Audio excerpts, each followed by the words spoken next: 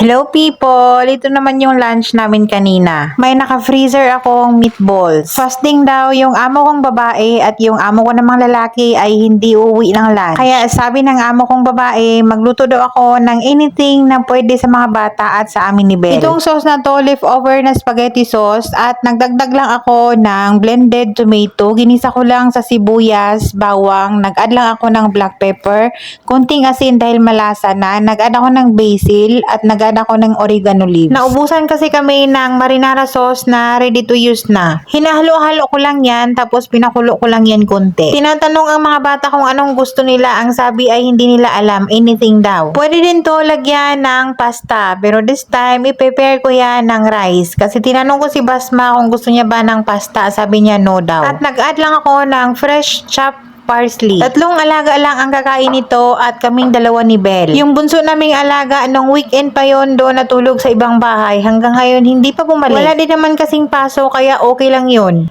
Pwede din to lagyan ng spaghetti pasta. At meron pa kaming leftover na rice, kaya iinitin ko na lang yun. Hanggang dito lang muna. Thank you guys for watching.